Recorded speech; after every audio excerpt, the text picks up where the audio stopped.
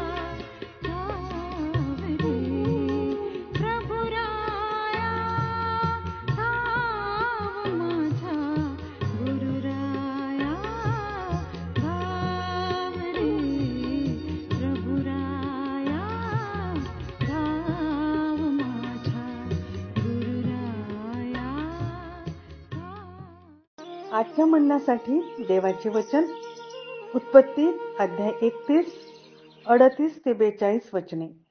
उत्पत्ती अध्याय 31 38 ते 42 वचने. आज 20 वर्षे मी आपणापाशी राहिलो. इतक्या काळात आपल्या शेळ्या मेंढ्या गाभटल्या नाहीत व आपल्या कळपातले एडके मी खाल्ले नाहीत. वनपशूंनी जी फाडून खाल्ली ती तशीच आपल्याकडे न आणता मी त्यांच्याऐवजी दुसरी भरतीच दिली. दिवसा रात्री चोरीस गेलेली आपण माझ्यापासून भरून घेतली. दिवसा उन्हाचा ताप व रात्री गारठा यांनी मी जर्जर होई. माझ्या डोळ्यांची झोप उडे अशी माझी दशा होती. गेली 20 वर्षे मी आपल्या घरी काढली. 14 वर्षे आपल्या दोन्ही मुलींसाठी आणि 6 वर्षे आपल्या शेरडा मेंढरांसाठी मी आपली चाकरी केली आणि 10 आपण माझ्या वेतनात फेरबदल केला. माझ्या पित्याचा देव अब्राहमाचा देव आणि इसाहकाचा धाक माझा पाठीराखा नसता तर आताही आपण मला रिकामे लावून दिले असते. माझे दुःख व माझ्या हातांनी केलेले कष्ट देवाने पाहून काल रात्री आपणाला धमकाविले. प्रभू परमेश्वर ह्या वाचलेल्या वचनाद्वारे आम्हाला आशीर्वाद देव. ख्रिस्तातील माझ्या प्रियांनो, आपल्या प्रभू येशू ख्रिस्ताची शांती, प्रीती आणि कृपा आपणा प्रत्येकाबरोबर असो. आज आपण उत्पत्ती 31 38 ते 42 या परिच्छेदावर थोडा वेळ मनन करणार आहोत. यात एक आनंदाची बाब आहे ती अशी की आमचा जिवंत परमेश्वर हा आमच्या जीवनात येणारे सर्व दुःख आणि आमचे कष्ट पाहतो आणि आम्हाला मदत करून त्या स्थितीतून बाहेर काढतो. हेच याकोबाच्या जीवनात झालेले आम्ही पाहतो. परंतु लक्षात ठेवा की याकोब हा त्याच्या जीवनात देवाला प्राधान्य देत असे.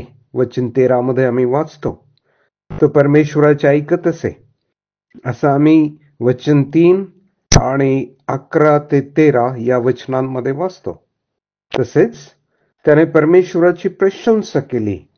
वचन 5, वचन 7 आणि वचन 9 मध्ये आपल्याला वाचायला मिळतं.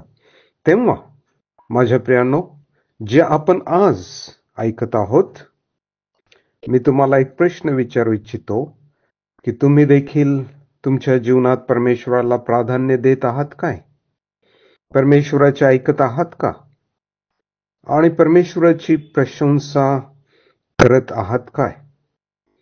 प्रियानो, परमेश्वराला प्राधान्य देणे, त्याचे ऐकणे म्हणजे आज्ञापालन करणे आणि त्याची प्रशंसा करणे अगत्याचं आहे.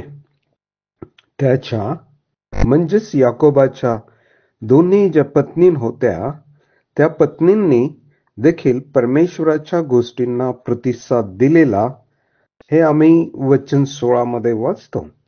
वास्तविक पाहता याकोबाने 20 वर्ष लाबान त्याचा मामा याच्या घरी काम केलं. तो त्या ठिकाणी राहत होता आणि तेथे दुःखही भोगले वचन 42 प्रमाणे.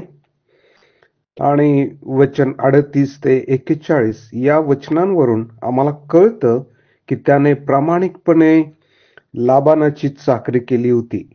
आता शेवटी तो लाबानाशी बोलताना वचन 42 मध्ये तो बोलतो, तो म्हणतो की परमेश्वराला उंच करतो आणि त्याची साक्ष तो त्या ठिकाणी देतो. तो म्हणतो, माझ्या पित्याचा देव, अब्राहामाचा देव आणि इसाहकाचा देव माझा पाठीराखा होता आणि आहे. जर तो नसता तर आताही आपण मला रिकामे लावून दिले असते.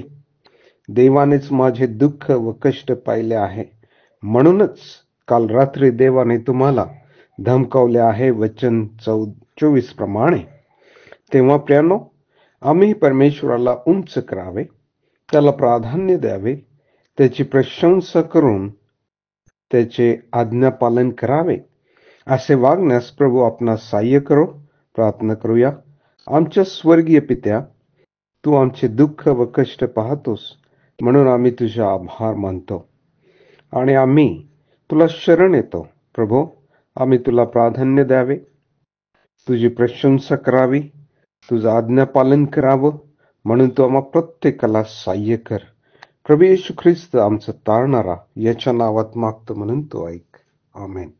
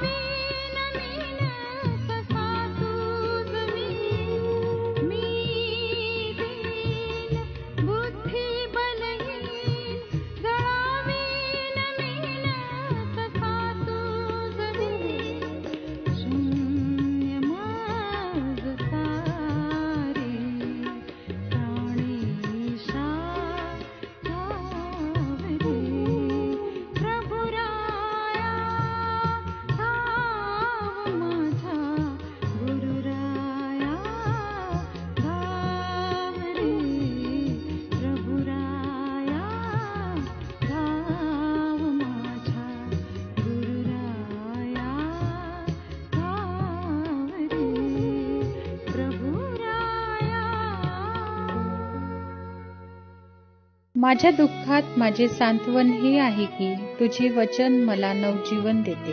की आता आपण आपल्या प्रार्थना विनंत्या कोणत्याही वेळेस विश्ववाणी प्रार्थना केंद्राला टोल फ्री नंबरद्वारे कळवू शकता.